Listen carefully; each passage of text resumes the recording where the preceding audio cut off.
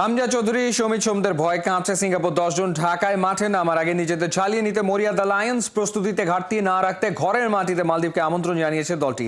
5 June দ্বীপ রাষ্ট্রটির বিপক্ষে খেলে বাংলাদেশে উড়াল দেওয়ার কথা ভাবছে সিঙ্গাপুর। বিস্তারিত হাসান সজীবের রিপোর্টে। একদিকে হামজা চৌধুরী, আরেকদিকে সমিত সোম। নাম দুটো শুনেই কি ভয়ে থরথর করে কাঁপছে সিঙ্গাপুর।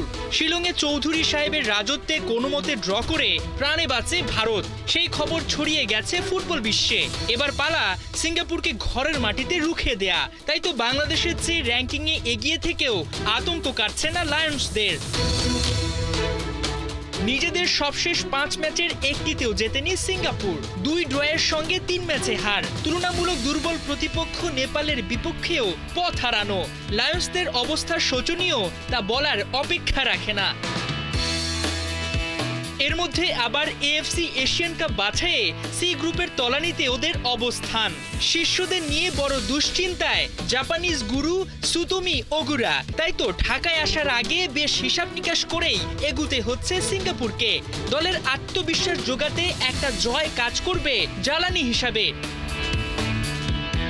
র্যাঙ্কিংয়ে বাংলাদেশের চাইতে বেশ এগিয়ে থাকা ভারতকে রুখে দিয়েছিল হামজা বাহিনী। সেই ম্যাচের পর থেকে লাল সবুজদের সমীহ না করার উপায় নাই সিঙ্গাপুরের। তাই তো 10 জুন ম্যাচের আগে ঘরের মাটিতে মালদ্বীপকে আমন্ত্রণ জানিয়েছে তারা। হামজা সমিতদের বিপক্ষে লড়াইয়ের 5 দিন আগে দ্বীপ রাষ্ট্রদের বিপক্ষে একটা ফ্রেন্ডলি ম্যাচ খেলতে চান গুরু সুতোমি ওগুরা।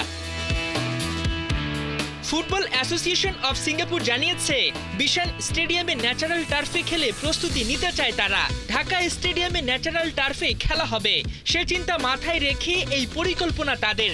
যদিও এখন পর্যন্ত দলটির স্কোয়াড ঘোষণা হয়নি। 5 জুন ম্যাচের পরেই জানা যাবে কারা আসছেন ঢাকায়। এদিকে 2 থেকে 10 জুন ফিফা উইন্ডো থাকায় প্রস্তুতিতে বড় কোনো প্রতিপক্ষকে পাচ্ছে না বাংলাদেশ। ফিফা র্যাঙ্কিংয়ে এক ধাপ এগিয়ে থাকা ভুটানের বিপক্ষে 4 জুন ফ্রেন্ডলি ম্যাচ খেলার কথা রয়েছে লাল সবুজদের। হাসান সজীব, 71।